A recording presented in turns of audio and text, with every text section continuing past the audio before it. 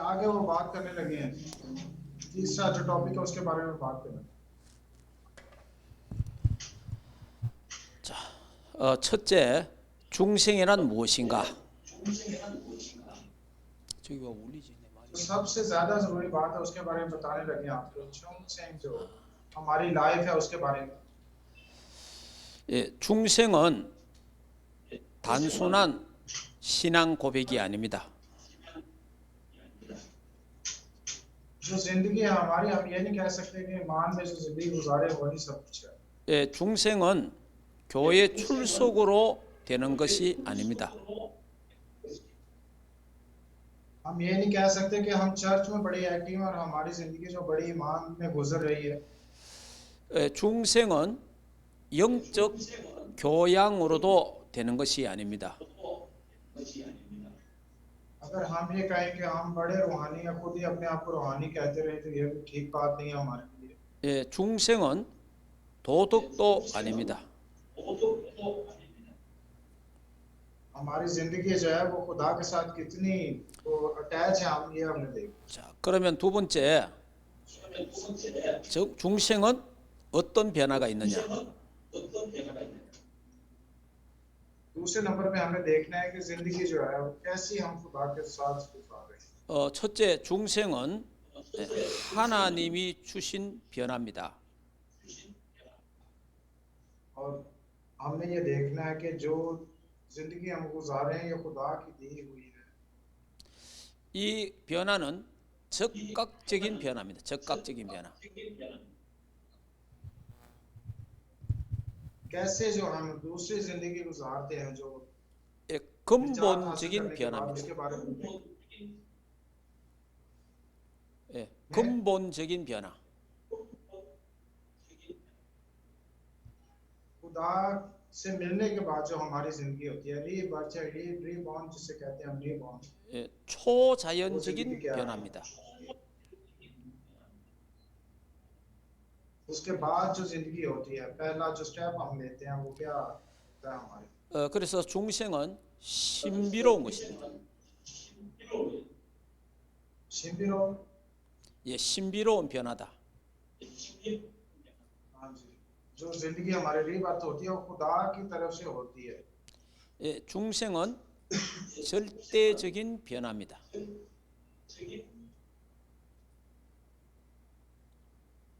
수리 중간에 잘린 거 잘 안 들려. 아, 그래요? 중생은 절대적 변화입니다. और जो रीबर्थ हमारी होती है जब हम खुदा के साथ मिल जाते हैं तो वो कभी भी जो है वो खत्म नहीं हो सकती। 예, खुदा के साथ जुड़े रहे। 세 번째, 어떻게 중생하는가? 어떻게 예, 어떻게 중생하는가? तीसरे नंबर पे हम देखते हैं कि कैसे खुदा के साथ जुड़ के हमने जिंदगी गुजारनी है। 예, 첫 번째는 하나님의 말씀으로 중생합니다. सबसे पहला जो बात है वो हमें खुदा के पाक कलाम के मुताबिक जो है वो जिंदगी गुजारनी है। 두 번째는 성령으로 중생됩니다.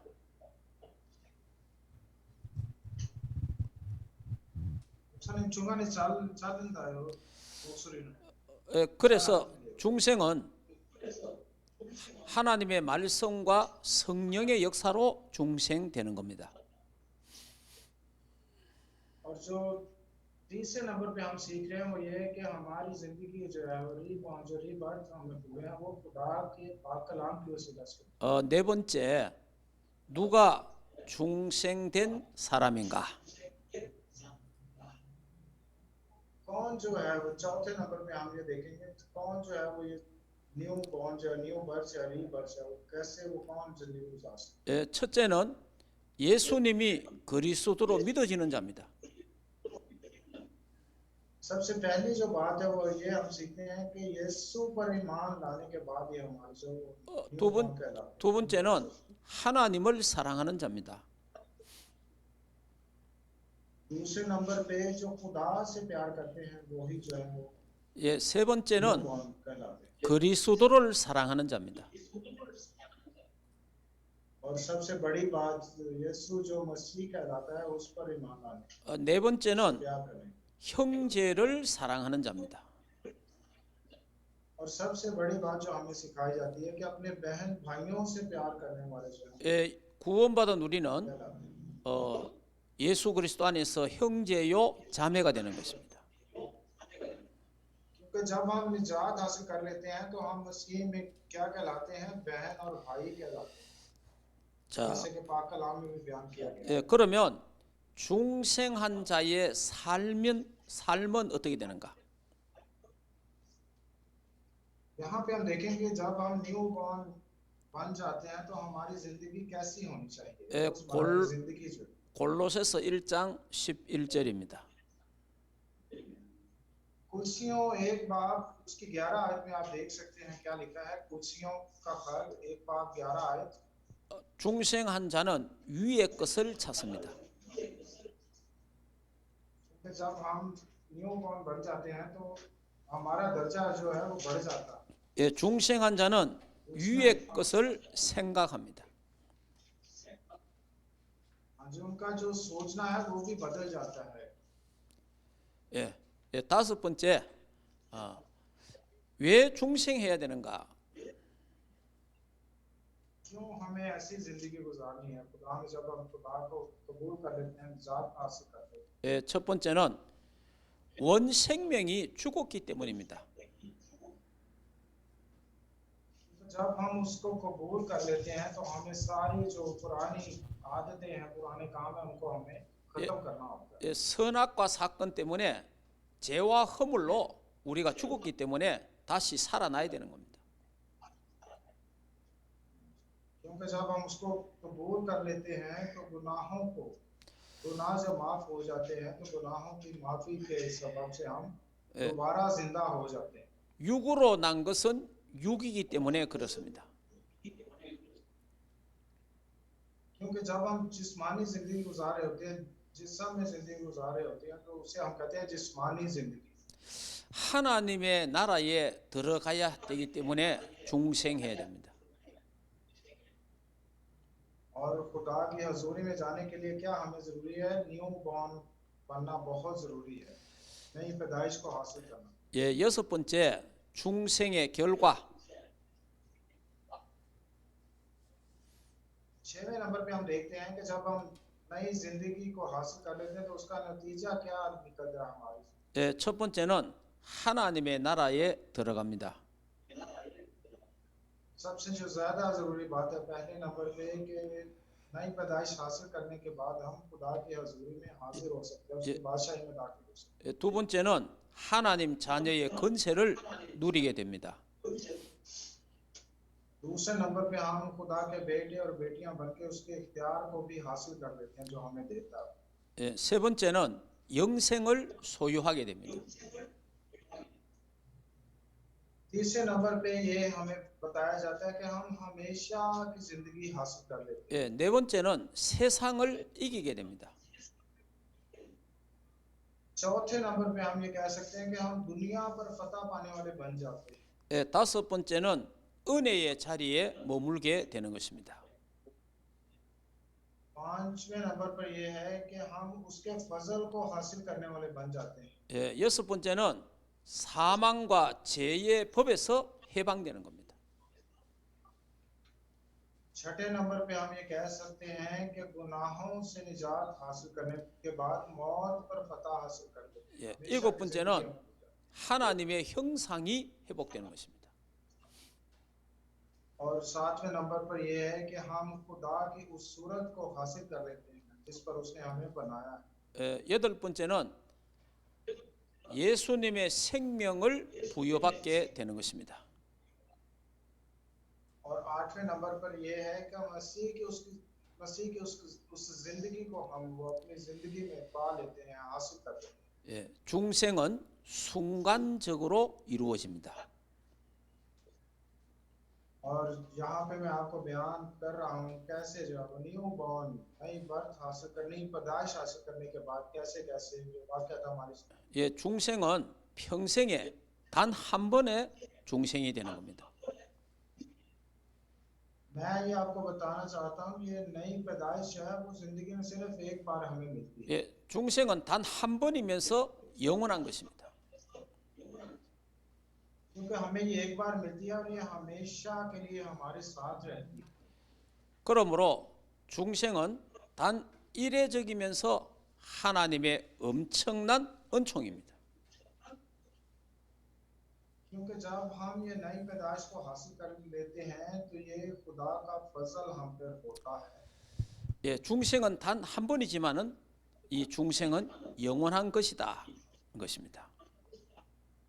इसलिए मैं आपको ये बताना चाहता हूँ कि जब आप नई पैदाइश को हासिल कर लेते हैं तो ये सिर्फ एक ही बार होती है, बार बार ये करने से नहीं।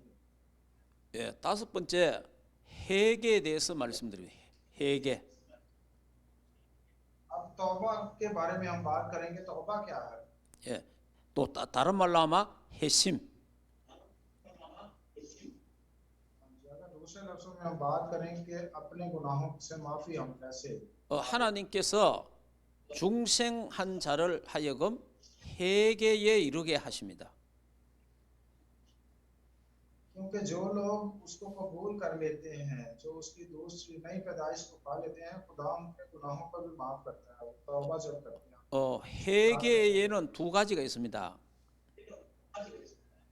यहाँ पे तौबा भी जो है दो तरह की होती है।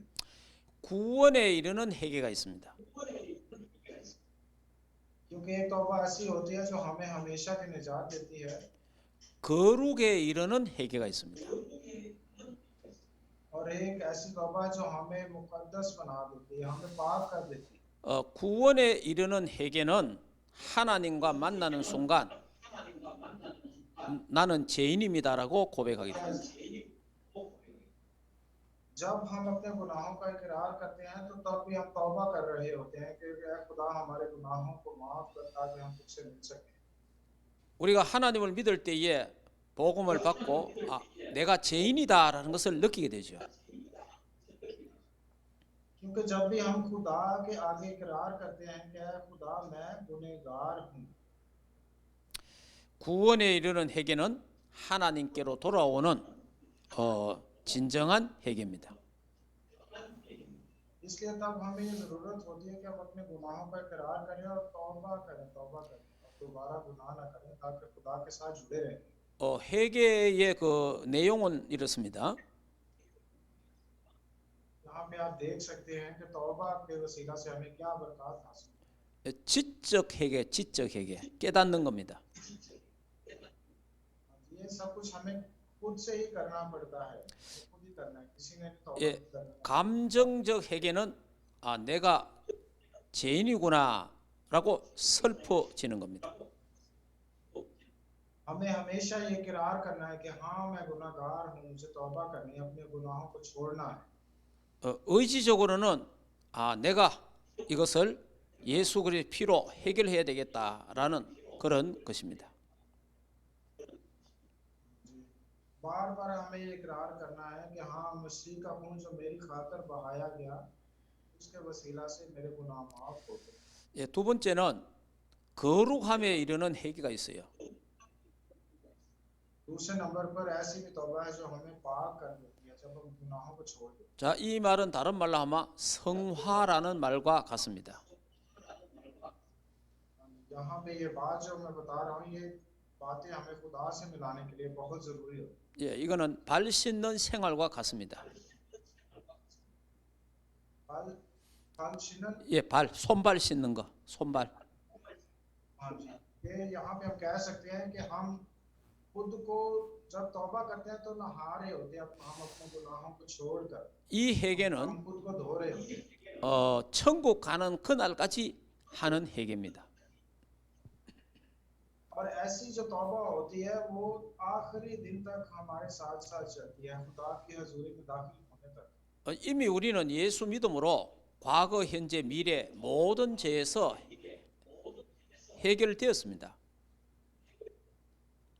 जैसा कि आप जानते हैं जब हम तौबा करते हैं, अपने गुनाहों का इकरार करते हैं तो खुदा हमारे माजी के हाल के और मुस्तकबिल के गुनाह भी जब माफ करते हैं। 우리의 과거, 현재, 미래 지을 모든 죄까지 이미 용서를 받았습니다. और वो हमारे सारे गुनाहों को मिटा देता है, माजी के, भावी और मुस्तकबिल के। 예, 용서받았는데 무슨 회개가 필요하냐? क्योंकि जब हमें गुनाहों से माफी मिल गई है तो बार बार हमें क्यों तौबा करना जरूरी है? 예, 우리 신앙 양심의 자유와 기쁨을 위해서 하나님 앞에 회개하는 겁니다. वो इसलिए जरूरी है ताकि हमारी जो है जिंदगी वो हमेशा खुशहाल रहे और हम खुदा की हजूरी में खुदा के साथ जुड़े रहे। 우리가 부족해서 연약해서 실수로 죄를 짓기 합니다. 지으면서 삽니다. वो इसलिए जरूरी है कि दोबारा हम गुनाह ना करें। 예, 죄를 지면 구원의 기쁨과 평안함이 자꾸 사라집니다. क्योंकि जब हम बार बार गुनाह करते हैं तो हम जो निजात हासिल कर चुके होते हैं, 우리가 하나님 उसकी 앞에 खुशियां उसकी बरकत हमारी जिंदगी 하나님 앞에 회개할 때 다시 구원의 기쁨과 평안이 회복되는 겁니다. और इसीलिए जब हम बार बार अपने गुनाहों का इकरार करके उससे तौबा करते हैं, माफी मांगते हैं, तो खुदा फिर से हमारे उस रास्ते को बहाल करता है। 예수 그리스도의 피로 우리가 제 사함을 받았습니다. क्योंकि हम सभी जानते हैं कि यीशु के पाक खून के वसीला से हमारे जो गुनाह माफ हुए हैं, 우리의 죄와 허물을 예수 그리스도의 피로 덮어 주셨습니다. क्योंकि खुदा ने जो है यीशु मसीह के खून के वसीला से हमारे सारे गुनाहों को जो 이걸 माफ दिया है। 속죄라고 하면 속죄. यहाँ पे जो लफ्ज इस्तेमाल किया गया है वो ढांपना है, गुनाहों पर पर्दा डाल दिया, उसने बिल्कुल उनको खत्म कर दिया, हटा दिया, छुपा दिया। 그래서 우리는 날마다 하나님 앞에 우리의 죄를 자백하는 거죠. इसलिए हमें रोजाना अपने गुनाहों का इकरार करते रहना, उनसे तौबा करनी है। 자, 회개는 죄인이 하나님께로 돌아가는 것이 회개입니다. तौबा का मतलब ये भी है कि जो गुनाहगार हैं जब वो अपने गुनाहों का इकरार करते हैं तो वो दोबारा खुदा की हजूरी में आ रही है। 회개하고 후회는 다릅니다. तौबा करना और पछताना जो है वो दो ये फर्क चीजें हैं। 후회는 뉘우치는 겁니다. पछताना जो होता है वो हम अपने दिल में पछताते रहते हैं कि मैंने ये गुनाह किया है। 후회는 반성하는 것입니다. पछताना जो है वो हमें खुदा की हजूरी में नहीं ला सकता। 지난 날의 아쉬움과 안타까움을 느끼는 것이 후회입니다. कल जो हमारे साथ हुआ या जो हमने गलत किया उसके बारे में सोचना जो है वो पछताना कहलाता है। 회개는 하나님께로 돌아가는 것이 회개입니다. लेकिन तौबा जो है वो हमें खुदा की हजूरी में वापस लाती है। 자, 그러면 이제 믿음에 대한 말씀을 드리고 이제 포럼하도록 하겠습니다. अभी दोबारा हम इस बारे में बात करेंगे जो हमने सीखा था पहले। 믿음은 구원론의 가장 중심적인 요소입니다. जैसा कि आप जानते हैं कि ईमान के वसीला से ही हम जो निजात को हासिल करते हैं। 믿음 없이는 하나님을 기쁘시게 할 수 없습니다. अगर हम किसी भी चीज पर ईमान नहीं रखते तो ये आप जान लें कि खुदा की हजूरी में आके हम खुशी हासिल नहीं कर सकते। 우리 믿음으로 구원받습니다. क्योंकि हम जो है वो निजात याफ्ता हैं। 믿음으로 죄 용서함을 받습니다. क्योंकि आप जानते हैं कि ईमान से ही जब हम उसका इकरार करते हैं तो हमारे गुनाहों की माफी होती है। 믿음으로 천국 갑니다. ईमान से ही हम उसकी हजूरी में उसकी बादशाहत में दाखिल होने वाले बनते हैं। 믿음의 의미는 예수 그리스도를 나의 구주로 믿는 것입니다. क्योंकि हम ईमान से ही मसीह यीशु के मसीह होने का इकरार भी करते हैं और उसको अपना निजात दहिंदा मानते हैं। 우리의 믿음의 근거는 하나님의 말씀에 있습니다. और ये बातें जो है वो हमें पाक कलाम के वसीला से हमें हम पर जाहिर होती हैं, हमें मिलती हैं पाक कलाम में से। 믿음에도 두 가지 믿음이 있습니다. जैसे मैंने आपको तौबा के बारे में बताया, दो तरह की होती है, इसी तरह ईमान भी जो है वो दो तरह का होता 예, 구원의 믿음이 있고 생활의 믿음이 있습니다. है। ईमान जो दो तरह का है, एक ईमान ऐसा है जो हम निजात के वसीला से हासिल करते हैं, और दूसरा जो हमारी रोजमर्रा जिंदगी में हम कहते हैं कि हम ईमानदार हैं। 누구든지 예수 그리스도를 나의 구주로 믿으면 구원받습니다. क्योंकि जब हम अपने ईमान के वसीला से यीशु के मसीह ने का इकरार करते हैं तो हम निजात हासिल करते हैं। 이거는 구원받는 믿음이죠. और ये निजात हासिल करने के लिए इकरार करना जरूरी है ईमान से। 근데 구원받은 자가 신앙생활 하면서 날마다 믿음의 믿음을 고백하는 시간이 있습니다. और क्योंकि जो निजात हासिल कर लेते हैं उनको रोज बरोज चाहिए कि अपने ईमान से ही वो यीशु के मसीह होने का इकरार करें। 믿음이 좋다, 믿음이 크다라는 말을 바른 이 생활의 믿음을 말합니다. इसलिए हम जो रोजमर्रा अपनी जिंदगी में इस्तेमाल कर रहे होते हैं, जिसको बार बार इकरार करते हैं, उसको हम कहते हैं। 구원받는 믿음은 크고 작은 차이가 없습니다.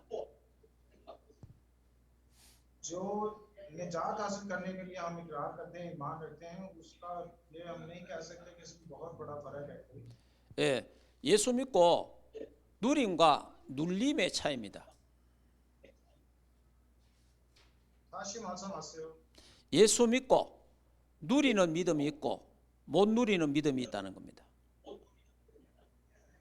जी, यहाँ पे वो फर्क ये आ जाता है कि मसीह पर हम कितना ईमान रख रहे हैं, दिल से ईमान रखते हैं कि नहीं। 예수 믿고 누리면 저 사람 믿음 좋다, 믿음 강하다 이렇게 우리가 표현합니다.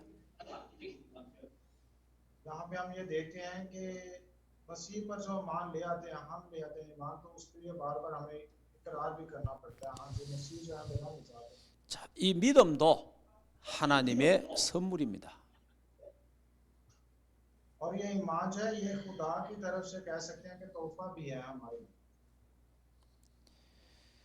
자, 그러면 잠시 쉬었다가 포럼하도록 하겠습니다.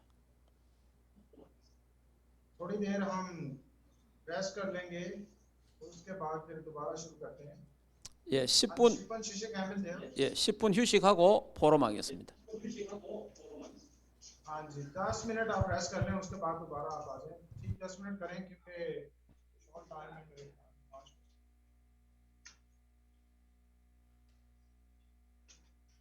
5 बजे दोबारा आ जाएं आप।